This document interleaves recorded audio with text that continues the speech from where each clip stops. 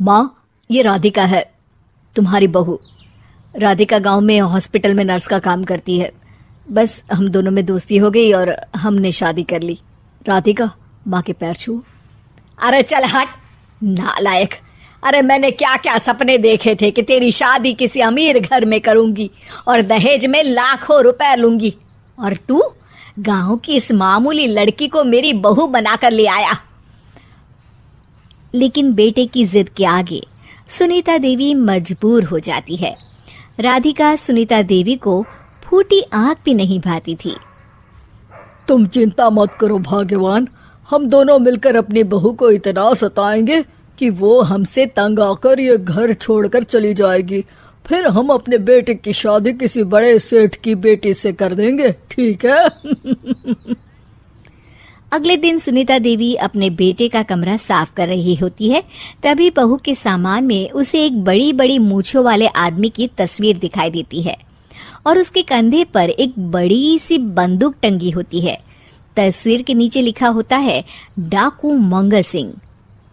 ये किसकी तस्वीर है बहू? ये मेरे पिताजी की तस्वीर है। बस फिर क्या था। ये सुनते ही सुनीता देवी के हाथ पैर कांपने लगते हैं। वो भागती हुई सीधा अपने पति के कमरे में जाती है। अरे गजब हो गया जी, गजब।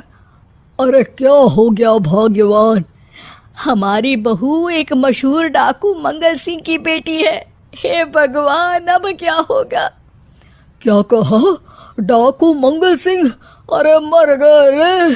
सुना है वो तो बड़ा ही खतरनाक डाकू है, मारता ज्यादा है गिनता कम है। लोग तो लोग, पुलिस वाले भी उसके नाम से कांपते हैं। अरे सुना है वो तो हर हफ्ते 2-4 लोगों का ऊपर का टिकट कटवा ही देता है। हे भगवान, अब हम क्या करेंगे? ये हमारे नालायक बेटे ने कैसी मुसीबत हमारे गले बांध दी। हाँ वो तो है, अगर हमने बहू को जरा भी तकलीफ दी तो उसका बाप मंगल सिंह हमें गोली से उड़ा देगा।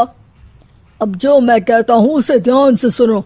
तुम बहू से बिल्कुल घर के काम मत करवाना, और ध्यान रहे उसे किसी प्रकार की तकलीफ नहीं होनी चाहिए, समझ गई ना? और ऐसा ही होता है। अगले दिन सुनीता देवी रसोई में खाना बना रही होती है कि तभी, ये क्या माँ जी, मेरे रहते आप खाना बना रही हैं? चलिए हटिए, मैं खाना बना देती हूँ। अरे नहीं नहीं बहू, तू यहाँ क्यों आ गई? जा, तू अपने कमरे में जाकर आराम कर, मैं खाना बना लूंगी। सुनीता देवी जिद करके राधिका को भेज देती है। फिर एक दिन, अरे फर्श पर कितनी धूल जमी है, माँ जी देखेंगी तो नाराज हो जाएंगी, मैं अभी यहाँ पोछा लगा देती हूँ। राधिका जैसे ही पोछा लगाने लगती है कि तभी उसके ससुर की नजर उस पर पड़ती है। बंसीलाल भागता हुआ वहां आता है। अरे नहीं नहीं बहू, तुम ये क्या गजब कर रही हो? बहू तो बेटी समान होती है और हम ना अपनी बेटियों से काम नहीं करवाते। तुम आराम से बैठकर YouTube पर किड लॉजिक चैनल की सास बहू की कहानियां देखो। वो लोग ना बहुत अच्छी अच्छी कहानियां बनाते हैं। सच? आप देखते हैं? अरे मैं तो रोज देखता हूँ।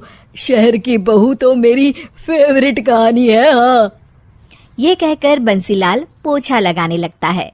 इस तरह राधिका के सास ससुर सारा दिन उसकी खुशामद में लगे रहते हैं और उसे किसी महारानी की तरह रखते थे। कैसा लगा बहू? पिज्जा टेस्टी तो है ना? अच्छा, मीठे में क्या खाओगी बोलो तो? माँ जी, मुझे तो काजू कतली बहुत पसंद है और उसके बाद 1 गिलास लस्सी मिल जाए तो मजा आ जाएगा। ये सुनते ही सुनीता देवी अपने पति को कोहनी मारते हुए कहती है, अरे सुना नहीं बहू क्या मांग रही है? जल्दी से भागकर बाजार जाइए और सब खरीद कर ले आइए। हाँ हाँ भाग्यवान, अभी जाता हूँ। राधिका की तो 5 उंगलियां घी में थी। वो तो अपने ससुराल में मजे कर रही थी। दूसरी तरफ राधिका की सास उसके लिए कभी नई साड़ी खरीद लाती तो कभी उसके लिए नए गहने बनवा देती। फिर एक दिन डाकू मंगल सिंह अपनी बेटी राधिका से मिलने अपने आदमियों के साथ आता है। उन सबको देखते ही राधिका के सास ससुर डर के मारे कांपने लगते हैं। मर गया रे, डाकू मंगल सिंह तो सच में कितना डरावना दिखता है, ऊपर से इतनी बड़ी बंदूक लेकर घूमता है। कैसे है समधी जी, क्या हुआ? आप इतना घबरा क्यों रहे हैं और आपको इतना पसीना क्यों आ रहा है? आपकी तबीयत तो ठीक है ना? जी अभी तक तो ठीक है, पर लगता है बहुत जल्द खराब होने वाली है। क्या कहा आपने? जी कुछ नहीं, बताइए बताइए कैसे आना हुआ। दरअसल आज आपके शहर में हमारी नाटंकी मंडली का प्रोग्राम है, तो इसी बहाने सोचा बेटी का ससुराल भी देखता चलूं। ये सुनते ही राधिका के सास ससुर हैरान हो जाते हैं। क्या कहा? आप नौटंकी में काम करते हैं? हाँ माँ जी, पिताजी डाकू की एक्टिंग बहुत अच्छी करते हैं, उन्हें तो कई अवार्ड भी मिल चुके हैं। और ये बंदूक, ये तो असली लगती है। तभी राधिका के पिताजी अपनी नकली मूंछ निकालते हुए कहते हैं, इस मूंछ की तरह यह बंदूक भी नकली है। ये तो छर्रे वाली बंदूक है, इससे तो मैंने आज तक चिड़िया भी नहीं मारी। और खोदा पहाड़ और निकला चूहा, इसका बाप तो मामूली नौटंकी वाला निकला और हम इससे डर कर बहू की नौकरों की तरह सेवा कर रहे थे। आपने सही कहा जी, इसके पीछे मेरे कितने पैसे खर्च हो गए और काम कर करके मेरी तो कमर टूट गई सो अलग। अरे बहू, तूने अपने पिताजी के बारे में हमें पहले क्यों नहीं बताया? राधिका मुस्कुराते